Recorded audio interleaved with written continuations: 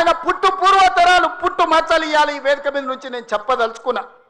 ఆయన నీతేంది, ఆయన జాతేంది, ఆయన దోస్తేందో ఇవాళ మీ అందరి ముందర నేను విజ్ఞప్తి చేయదలుచుకున్నా.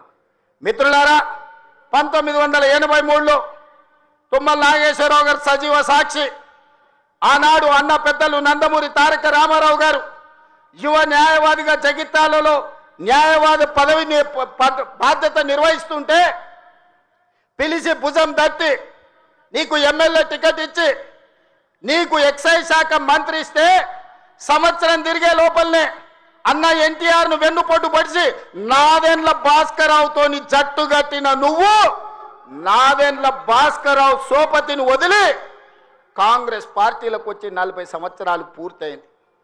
నేను అడుగుతున్నా పెద్ద మనిషిని, ఈ 40 ఏళ్ళు జగిత్యాల నియోజకవర్గమే కాదు కరీంనగర్ జిల్లాలో ప్రతి కాంగ్రెస్ పార్టీ కార్యకర్త 14 ఎన్నికల్లో 11 సార్లు ఎమ్మెల్యే, 3 సార్లు ఎంపీ, 1 సారి ఎమ్మెల్సీ, 14-15 సార్లు బీభావిస్తే దుఃఖాన్ని దిగముంగుకొని ఎన్టీఆర్ను వెన్నుపోటు పడిచిన నిన్ను, నాదెండ్ల భాస్కరరావు అనుచరుడైన నిన్ను ఎమ్మెల్యేగా, ఎంపీగా, ఎమ్మెల్సీగా ఏ ఎన్నికల్లో పోటీ చేసినా వేలాది మంది కాంగ్రెస్ పార్టీ కార్యకర్తలు నిన్ను భుజాల మీద మోసిన మాట నిజం కాదా?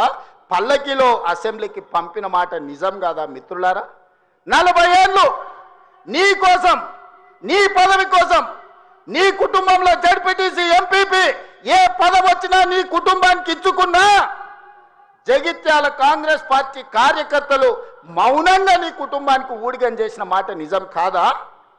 గ్రామంలో ఉన్నోడు గ్రామంలో ఉండాలి, మండలంలో ఉన్నోడు మండలంలో ఉండాలి, జిల్లాలో ఉన్నోడు నియోజకవర్గంలో ఉన్నోడు నియోజకవర్గంలో ఉండాలని పాపంది చేసింది నువ్వు కాదా? మొన్న నేను జగిత్యాల కార్యకర్తలను కలిస్తే ఒక్కొక్కరు తమ కష్టాలను మనసు విప్పి మాట్లాడుతుంటే నాకు ఆశ్చర్యపోయినా. గాంధీ భవన్ చూసి ఒక నాయకుడు చాలా సంవత్సరాల తర్వాత మెట్రోలో పోతుంటే గాంధీ భవన్ కనిపిస్తే ఆనందంతో కన్నీళ్లు గారిని ఆనంద బాష్పాలు గార్చిన మెట్రోలో నన్ను ఇట్లా గాంధీ భవన్ చూసిన మా నాయకుడు ఎన్నడూ నన్ను గాంధీ భవన్కు తీసుకుపోలేదని చెప్తుంటే నాకు నిజంగా మనసులో కలుక్కుమన్నది, ఇట్లాంటి కర్కోటకులైన నాయకులు ఉంటారా అని.